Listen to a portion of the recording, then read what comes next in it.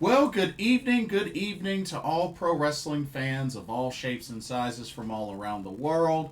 Welcome to another Pro Wrestling Talk video brought to you by Blitzball Champ Gaming here on the U to the Tube. I'm your host, Blitzball Champ Jason Ingram. So, a few things that I wanted to talk about with this video. First off, wanted to mention an update on one of the upcoming Stardom shows. Also want to talk a little bit about Syuri. And then I also want to give my review of AEW's All in Texas. So those are the three main things for this episode. Let's see.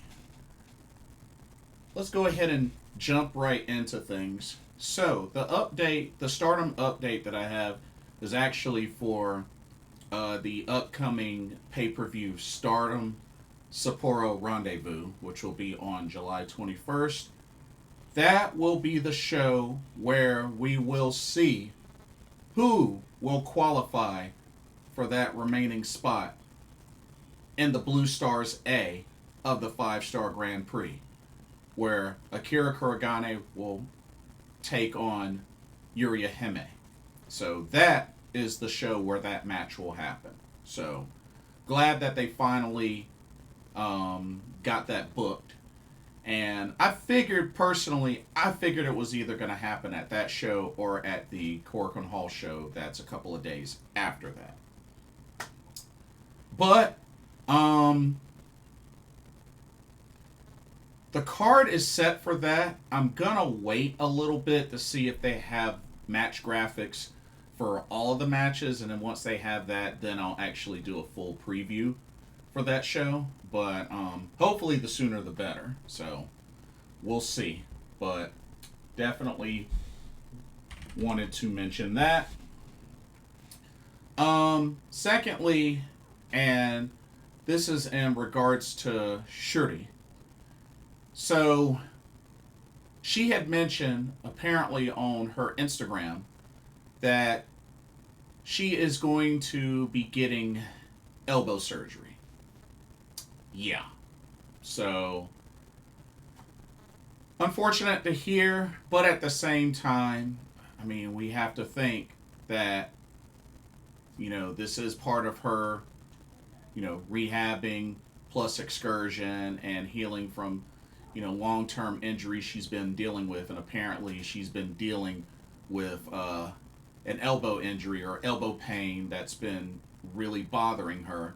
So she ended up returning to Japan, and it looks like that's where she's going to get the surgery at. So don't know how long Syuri is going to be out after that. It's kind of a bummer, and I'll explain in a little while why it's a bummer. But yeah. So I wanted to go ahead and mention that, but I'll elaborate more in a little bit. Okay. Let me slide up some. Alright, so now that I got that out the way, AEW All in Texas. Yes, wanted to finally get around to reviewing this show.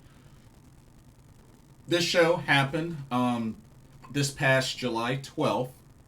This was at the Globe Life Field in Arlington, Texas. Shout out to my friend Blackula, who attended that show in person. And, just anybody else that I may not have mentioned that attended that show in person. Hope y'all had a blast. Hope y'all had fun. But, yeah. So, let's get into the matches. There were 3 pre-show matches. So, 3 0-hour pre-show matches. So, let's go ahead and get started with the review. Starting with the pre-show. Let me get the graphics out and ready. Okay. Alright, let's get to it. First up. Alright, we had a 8-man tag match. Remember, the challenge was laid out for this at Supercard of Honor. So we had the Sons of Texas. The Sons of Texas, that's Sammy Guevara, Dustin Rhodes, Marshall, and Ross Von Erich. And they took on Shane Taylor Promotions. Of course, that was made up of Shane Taylor, Lee Moriarty, Carlie Bravo, Shawn Dean.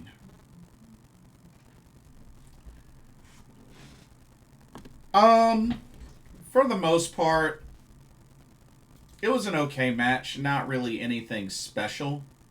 Match was only 7 minutes, 11 seconds. I mean, like I said, wasn't really anything special. But we did get to see the Iron Claw utilized quite a bit. Especially closer to the end of this match. Kevin Von Erich was in the corner of the Sons of Texas, and of course Trish Adora and Anthony Ogogo were in the corners of STP.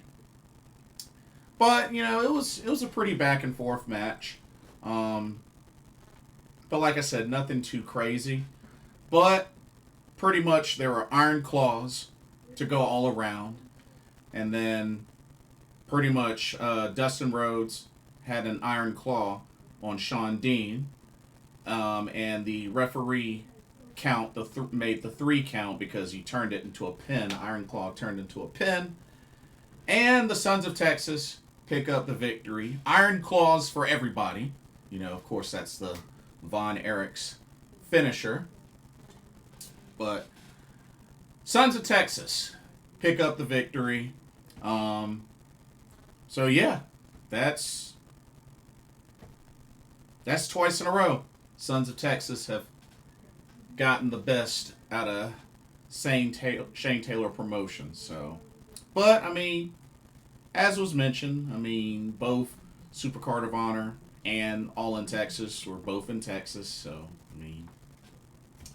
it is what it is. Alrighty, let's go to the next match, the next 0 hour match. Let's see. I know I have the graphic for this. There it is. Alright. The next 0 hour match. We had ourselves another 8-man tag. So, wow, 2 back-to-back 8-man tag matches. Team number 1, we had Big Boom AJ, Hologram, Kyle O'Reilly, Tomohiro... excuse me. Sorry about that. Tomohiro Ishii.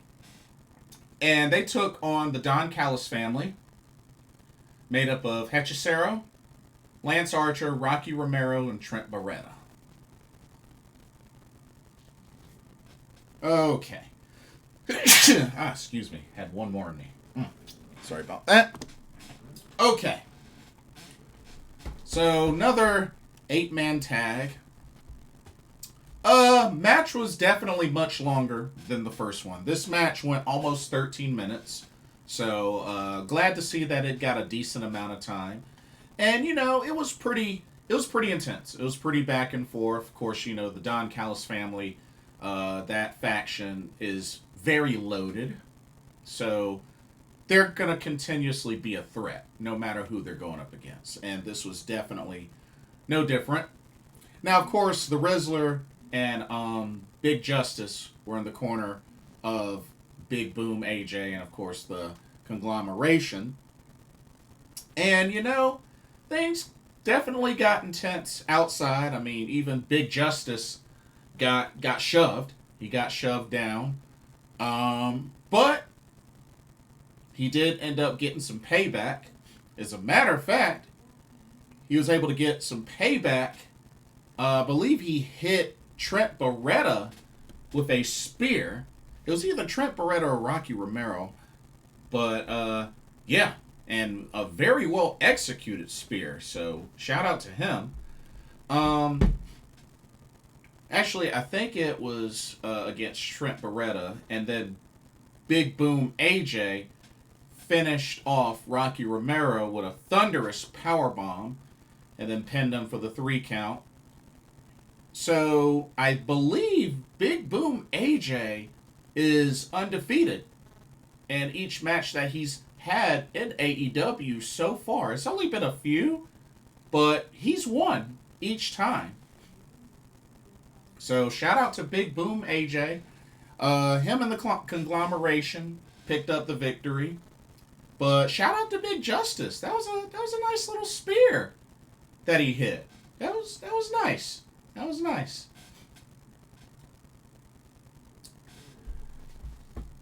And then the last match of the 0 Hour pre-show came down to just a regular tag team match. We had the Outrunners, that's Truth Magnum and Turbo Floyd, taking on FTR, of course, Cash Wheeler, Dax Harwood, and they had Stokely Hathaway in their corner. Pretty good match, actually. Went a little over 16 minutes, so this match had a good amount of time.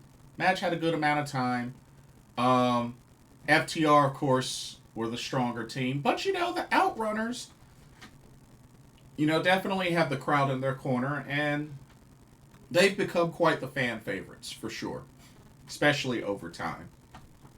But, it was a good back and forth match, had plenty of time, really didn't have much complaints, but it did feel like FTR was in control for at least a good 60% of the match, which that doesn't really surprise me. But they had to cheat to win, of course. So not surprised, as Dax was able to pin Turbo Floyd with a roll-up with feet on the ropes for the 3 count. FTR, your winners. But the Outrunners looked really strong in this match. And like I said, FTR had to cheat to win. So it is what it is. But the Outrunners, definitely a strong tag team in AEW. They just went up against a stronger one. Okay. So that was the 0 Hour pre-show. Now, let's get into the main card. Alright, the main card started off with a title match. That title match was the AEW World Trios Championships. The champions, the Opps, made up of Samoa Joe, Powerhouse Hobbs, and Katsuyori Shibata, and they defended against Claudio Castagnoli, Wheeler Yuta, and Gabe, Kid, War, Ready. Match got off to a pretty hot start, which not surprised. Just a little bit under 14 and a half minutes. So, not bad coming out the gate to start off the main card. The match was good. Didn't really have any complaints. Samoa Joe was able to get the victory, pinning Wheeler Yuta after hitting him with a muscle buster. Also, the spot that was supposed to be a doomsday device on Powerhouse Hobbs, and he turned it into pretty much a power slam, like catching the opponent and then turning it into a power slam. That was a very cool spot. But Samoa Joe picked up the victory, muscle buster to Wheeler Yuta, pinned him, and then afterwards, they beat down Samoa Joe. They joined in and beat down on Samoa Joe, and even put a chair around his neck and stomped that chair in. So Samoa Joe had to be stretchered out. But word is that this was set up to write off Samoa Joe, who I believe is getting ready to go film the next season of Twisted Metal. So, something to keep in mind. I don't believe it is a legit injury. I believe this is just to write him off because he's getting ready to do the next season of Twisted Metal. So he's going to be gone for a bit. But probably not too long. You know what I mean? So. But we'll see what happens. We will see what happens. All right. Let's go on to our next match, shall we? Let me get the graphics out. Okay. Next match. Alrighty, we had the first of 2 Casino Gauntlet matches. This was the men's Casino Gauntlet match. Of course, starting off, you had Mark Briscoe at the number 1 spot, and you had MJF at the number 2 spot. Now, of course, each of the competitors came out in intervals. But the first one to get a pinfall submission picked up the win. So, the order of appearance. So, Mark Briscoe is first, then MJF, then Ricochet, then Bandito, then Konosuke Takeshita, then Mystico, then Josh Alexander, then Anthony Bowens, then Roderick Strong, Brody King, a returning Juice Robinson. So welcome back, Juice Robinson, who was all shaved. Kota Ibushi, the Beast Mortos, and the last entrant ended up being Platinum Max Caster. So those are all your competitors for this Casino Gauntlet match. Overall, pretty entertaining match, as expected. Match lasted almost 35 minutes, which, not surprised. I mean, it's a gauntlet match. But it was pretty entertaining. A lot of great moments. And like I said, welcome back Juice Robinson. It was good that he was able to return. And we even got to see the Guns return. There was a lot of interference. A lot of interference in this match because it was, no disqualification. But we even got to see the Guns, or the Gun Club, make an appearance as well, siding with Juice Robinson. So, thought that was really cool. But when it was all said and done, Jay Briscoe hit a J Driller on Roderick Strong.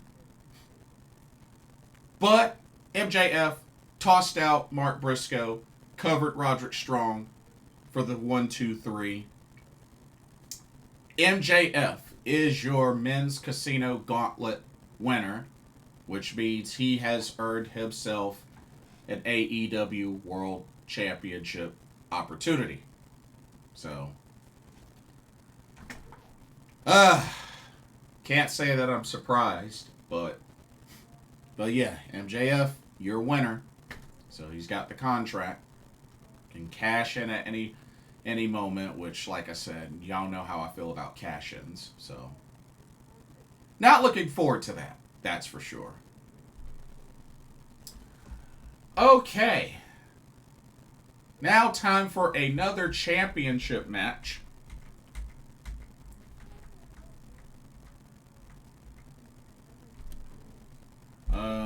One second.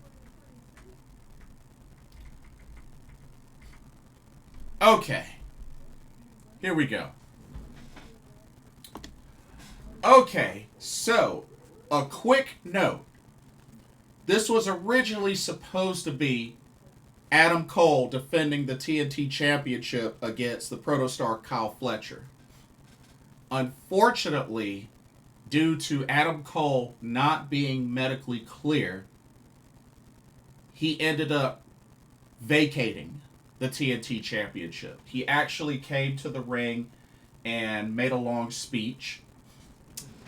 He made a long speech talking about how he needs to take some time away again dealing with some health issues. And word is it has been revealed that he is dealing with a concussion. He was also in tears, and he also mentioned that it is possible that this could be the last time we see him in the ring, and that he may be hinting at retiring. He may be forced to retire. Really, really sucks if it does come down to that. I've met Adam Cole at an Evolve show a long time ago. Adam Cole, one of the nicest guys I've met. He loves his fans. Like, you could have conversations with him. I even got a 2-sweet from him. Of course, you know, he used to be in the Bullet Club. But Adam Cole, one of the nicest guys I've ever met. Love him in meet and greets. I mean, you can engage in conversation with him. He always has a big smile. He loves his fans. He loves his fans. So, if you ever get the chance to meet Adam Cole, take it. One of the nicest guys I've ever met. And you know, it really... He's had some unlucky breaks. He's had some really unlucky breaks. I mean, he came back from the ankle injury. He was once dealing with some neck issues, and now the concussion. I don't know, y'all. I mean, I would hate for him to have to retire, because he really hasn't had the kind of run that he is worthy of on AEW. So, I just really hope that some way, somehow, that he could come back from this and continue his career. I would hate to see him retire. But I would understand if it came down to that. But it was really emotional seeing him like that. And then, of course, Roderick Strong, Kyle O'Reilly came out and hugged him and, you know, stood by his side. So, just prayers going up for Adam Cole. And hopefully it's not a goodbye, but a see you later. And hopefully he can recover and come back and continue his career. Anyway, he relinquished the TNT Championship, and it was put up for grabs in a fatal 4-way match. So the competitors were Sammy Guevara, Kyle Fletcher, former champion Daniel Garcia, and Dustin Rhodes. So that ended up being the match. Decent match. Almost went 14 and a half minutes.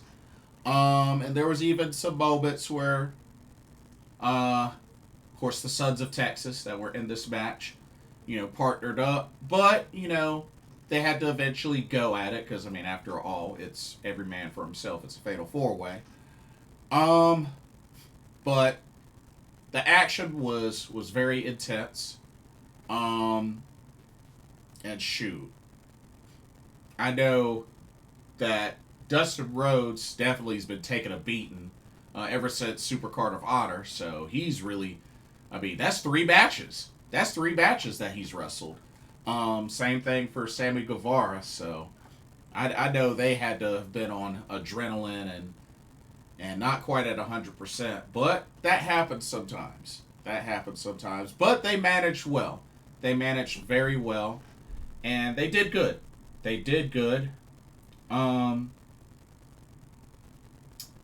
So, interesting finish.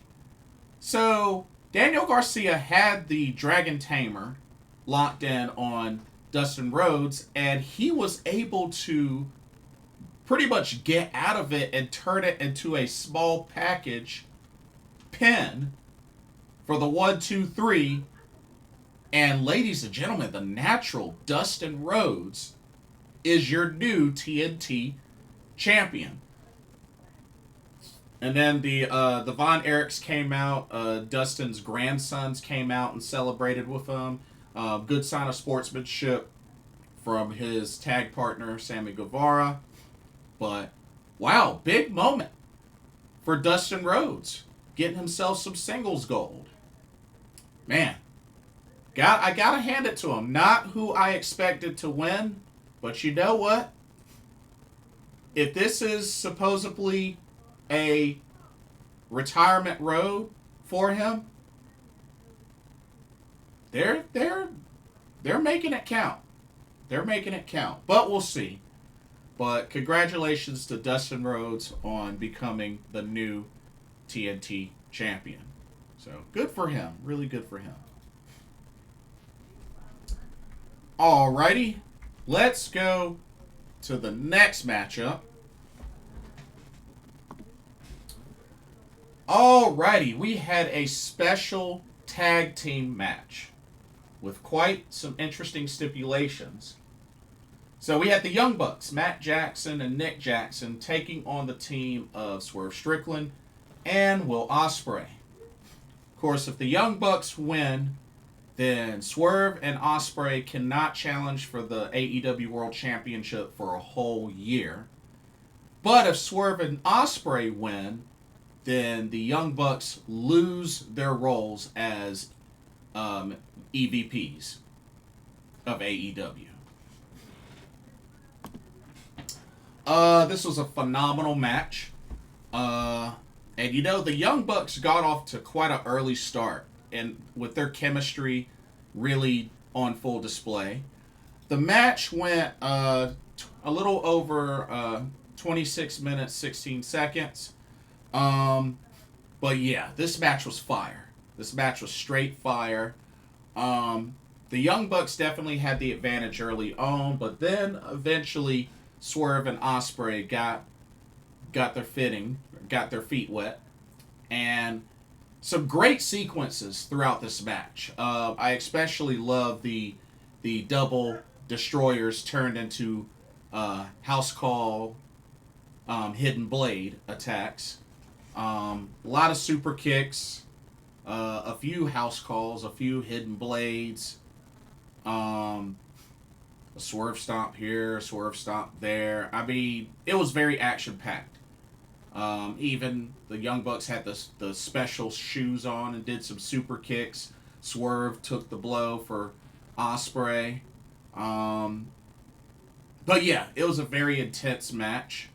We saw the more bang for your buck. We saw the TK driver. We saw a EVP trigger. I think we saw 2 EVP triggers.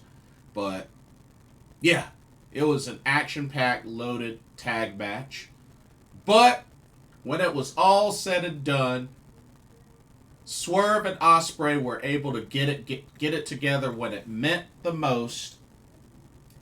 They hit a combo hidden blade house call on Matt Jackson. Swerve goes for the pin. 1, 2, 3. Swerve and Ospreay are your winners. And therefore, the Young Bucks are no longer EVPs. And according to the AEW website, they actually have Swerve and Ospreay as the EVPs. If you go to the roster list, they actually have Swerve and Ospreay as EVPs. I found that kind of interesting. I found that really interesting. But, I mean, shoot. That's kind of cool. I don't know if that's, if that's meant to be like that, but it's kind of cool. That's all I can say. It's kind of cool. But,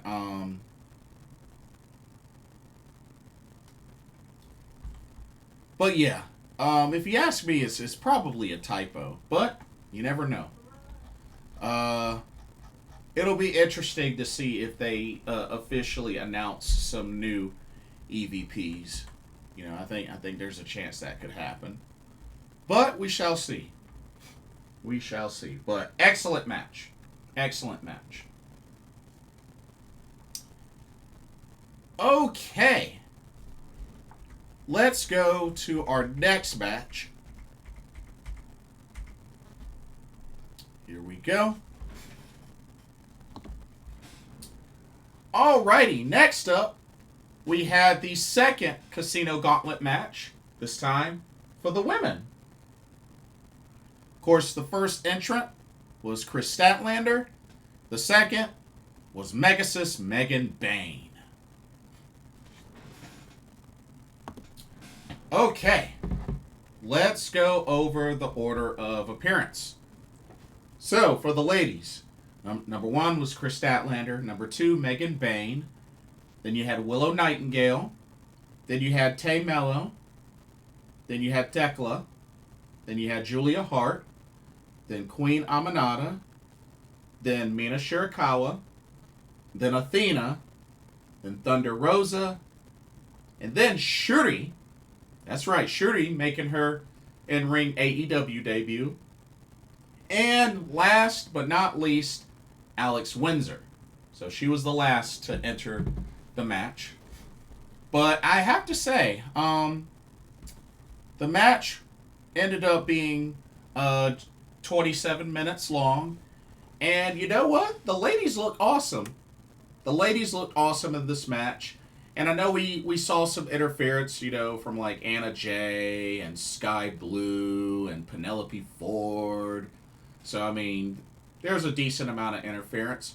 But I have to say, shout out to Syuri. She actually got plenty of time in this match. And I felt like she got showcased well. You know, with her moments with Athena and Mina Shirakawa and Alex Windsor. Like, I think she got some on everybody. So, definitely think Syuri had a good showcase in this match. Same thing with Alex Windsor. But overall, I was very pleased. I was very pleased with this match. And, you know, both men and women Casino Gauntlet matches were pretty entertaining. They were pretty entertaining. This was really good. But when it all came down to it, while it looked like Mina was about to win, I believe she was about to slap the figure 4. I want to say it was either on Thunder Rosa or Alex Windsor, one of the two. But as that was happening, or as that was getting ready to happen, Athena out of nowhere, comes off the top turnbuckle, hits the O-face on Mina Shirakawa, pins her for the 1-2-3. And ladies and gentlemen, current ROH Women's World Champion Athena is now your number 1 contender and has earned an AEW Women's World Championship opportunity. Wow. That's huge. That's really huge for Athena. And, you know, she's already pretty much on her way to 1,000 days as ROH Women's World Champion. But we'll have to see what happens. Like I said, this is big for her. Really big for her.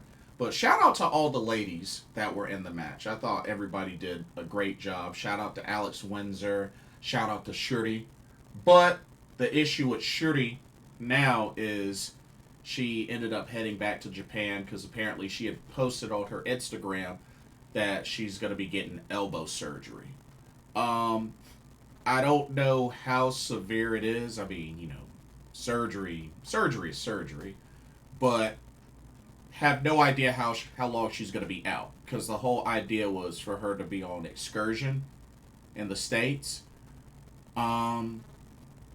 But now it's really going to depend on how quickly she can heal from the elbow surgery. So, yeah, it's kind of a bummer. I mean, happy for her that she got this moment at All In Texas. Very happy for her. I felt like the crowd was into her. And she looked great. She had a great showcase. So, speedy recovery for Syuri. Hopefully she can return soon. Okay. Let's go to our next match. Time for another title match. Here we go. Alright, next up, we had the AEW World Tag Team Championships on the line in a triple threat match. So the champions, the Hurt Syndicate, Bobby Lashley, Shelton Benjamin, they defended against Jet Speed, that's Kevin Knight and Speedball Mike Bailey, and the Patriarchy, made up of Nick Wayne and Christian Cage. Solid match. All three teams definitely showcased really well. The match went just under 19 minutes, but I felt like it was showcased really well. All three tag teams looked really good. And, you know, definitely, I'm starting to get more used to Jet Speed as a tag team. I'm getting more used to that, although I still prefer the Intergalactic Jet Setters more. I mean, Kushida and Kevin Knight. But that's just me. That's just me. But Jet Speed, you know, I can work with Jet Speed. I can work with Jet Speed. But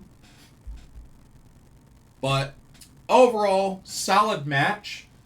FTR was also out there on commentary for this match. When it all came down to it, Bobby Lashley hit a spear on Christian Cage and then pinned him for the 3 count. Hurt Syndicate, still your AEW World Tag Team Champions. Now, FTR got in the ring, was about to start something with the Patriarchy. Kip Sabian was there, as well as, you know, Nick Wayne and Christian Cage. And then Christian Cage was trying to get, you know, the Patriarchy out of the ring, you know, just, you know, live to fight another day. And then all of a sudden, Nick Wayne grabs Christian Cage before he gets to leave the ring, and he hits the kill switch on Christian Cage. And the Patriarchy has turned on Christian Cage. And even Mama Wayne slapped Christian Cage. Got her lick in. And FTR was even just there for support. And I guess FTR and the Patriarchy are in cahoots now. They had Christian Cage set up for a concerto. And just as Nick Wayne was getting ready to hoist the chair up to do the concerto, Adam Copeland's music hits. Adam Copeland returns. He had the spike 2x4, you know, pretty much a version of Janice. Came down to the ring and cleared house. Pretty much cleared house of FTR and the Patriarchy, until it was just him and Christian in the ring. Adam Copeland picked up Christian, got on the mic, and told him to go find himself. And then he left. So, it looks like we're going to potentially get an Edge and Christian reunion. And I know a lot of fans had, you know, mentioned about it, you know, wanting to see it someday, or even predicting that it would happen someday. Well, this looks even more of a reason for it to happen now. So, I think this was what planted the seed, and I think we're going to get Christian Cage and Adam Copeland back together for a tag team run. So, should be good. Should be really good. So, looking forward to it. Alrighty. Let's go to our next match. Alrighty. We have the AEW Women's World Championship on the line. As the champion, Timeless Toni Storm defended against the current TBS champion, Mercedes Moné. And of course, she had a special entrance that had a whole bunch of cheerleaders and whatnot. Match went a little over 25 minutes, so both ladies got plenty of time.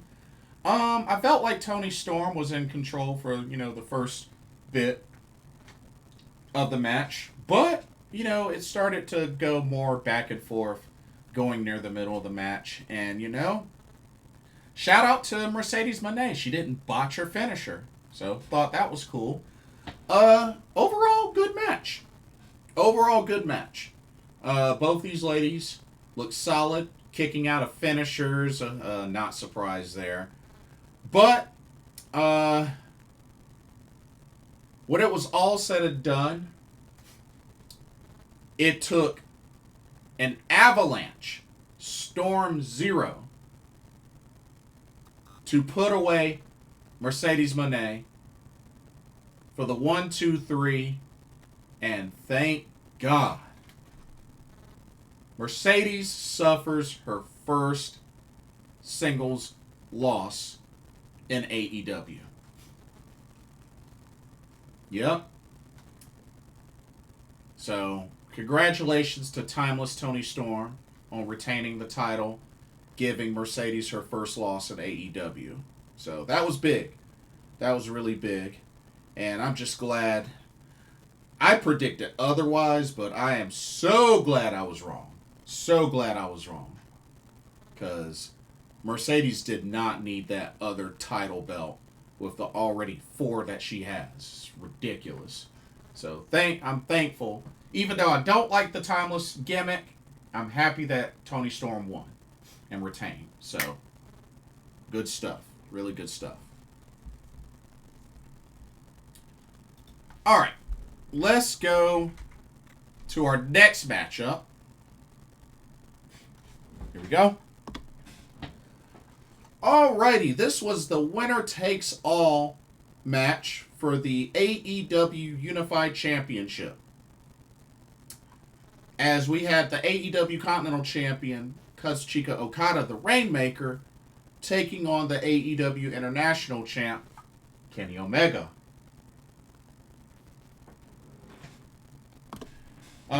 Don Callis was in the corner of Okada, Kota Ibushi in the corner of Omega. Now, the series, when it comes to singles matches, it's 2-1-1 in favor of Kenny Omega. Now, match lasted a little over 31 minutes. So, not surprised that it went that long. And, the pacing was kind of meh. And I know a lot of people, may bash it and say, this was one of their weaker matches. But we have to also keep in mind, these two have not faced each other in a singles match in 7 years. So it's been a while. It's been a long time. So I really had no expectations of it being better than their previous matches. Especially with that big of a gap since the last time they faced each other one-on-one. You know what I mean? So, just had to throw that out there. But, overall, thought the match was alright. Of course, Don Callis interfered. Despite Omega hitting Okada with the one-winged angel, Don Callis interrupted the 3 count, pulling the referee out. They eventually got Aubrey Edwards in as the second referee, but pretty much just Don Callis had done enough really to turn the tide in favor of Okada and just in the moment that he was able to capitalize, Okada was able to hit. It took a second Rainmaker to put away Omega because he kicked out of the first one. But it took a second Rainmaker to put away Omega for the 3 count. And Okada is your AEW Unified Champion. So he's got both belts and, the Unified Championship. And that evens it up. So they're both at 2, 2, and 1. So they're all tied now. Okada has beaten Omega twice. Omega has beaten Okada twice. And they have one draw, time limit draw. So I do believe at some point they're going to run it back. Don't know when, but I definitely think they're going to run it back at some point. But we shall see. And then the main event of AEW, all in Texas, came down to this special title match. All right, we had the AEW World Championship decided via a Texas death match, where the champion, Jon Moxley, defended against Hangman Adam Page. And one thing I will say, it did not take long for this match to get bloody, because even though it lasted almost 36 minutes, soon as Hangman got a hold of a fork, stabbing the head of Moxley, bled immediately. It did not take long into the match for that to happen. We saw all sorts of stuff. Barbed wire, a bed of nails, tables, chairs with barbed wire, barbed wire boards and panels, forks, everything. Everything was pretty much used. Both wrestlers got bloodied up a lot. And there was loads of interference. I mean, you already had the Death Riders, the others there, Wheeler Yuta, Claudio, Marina Shafir, Gabe Kidd. You had a lot of interference there. But then you had some others show up to kind of even the odds, like Will Ospreay, like Darby Allin, a returning Darby Allin, and even a returning American Dragon, Bryan Danielson, interfered to even odds. And then even more shocking, Swerve Strickland and Prince Nana.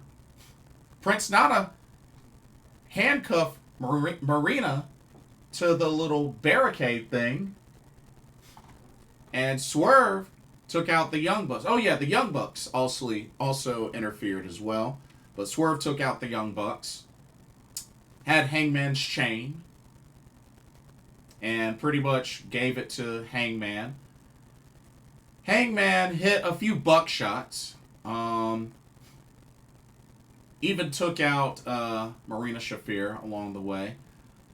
Hit some buckshots. Even hit the Deadeye on Jon Moxley through a table, which was a pretty sick spot.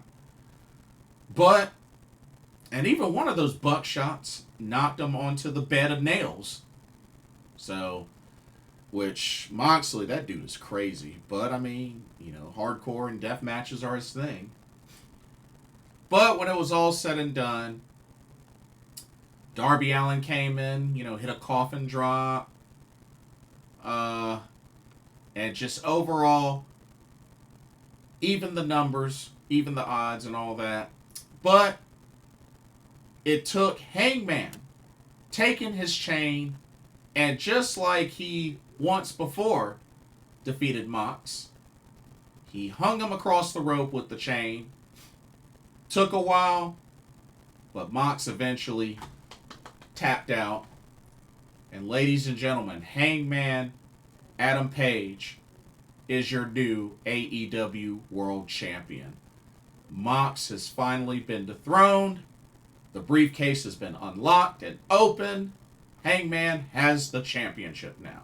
So, congratulations to Hangman Adam Page. And I believe they're going to be doing another show in Roanoke, Virginia soon. So, he'll be able to take the title to Virginia, his home state. But overall, a great pay-per-view for AEW. All in Texas, a big success. Yeah. Had very little to no complaints for the show, and yeah, quite a great weekend for ROH and AEW. So, good stuff. Really good stuff. I definitely enjoyed the show. And this upcoming weekend got quite a lot to look forward to. I know we got TNA Slammiversary. We got the start of the G1 Climax 35. Monday, we got 2 shows on. Oh, yeah, we got Sendai Girls. We got Sendai Girls this weekend. Senjo, the New Era. So that should be good. I'll have to preview that soon. And then next Monday's gonna be interesting because we got both TJPW Summer Sun Princess and Stardom Sapporo Rendezvous the same day. So a lot of pro wrestling to look forward to. But should be good. Should be great. Anyway, that'll do it for this episode. First off, let me know your thoughts on Syuri's the news she broke as far as going to get elbow surgery. Do you think she'll be out for a while? How long do you think she'll be out? How long do you think this excursion will be? Let me know your thoughts. And let me know what you thought of AEW All In. Did you get your predictions right? Did you enjoy the show? What were your favorite matches? Let me know your thoughts. Don't forget to like, comment, subscribe, and hit that notification bell while you're at it. Thank you so much for watching, and I hope you enjoyed this video. For another Pro Wrestling Talk, brought to you by Blitzball Champ Gaming here on the U to the Tube. My name is Blitzball Champ Jason Ingram. Hope everybody has a blessed day tomorrow, and I'll see you all in the next video and or live stream. Peace.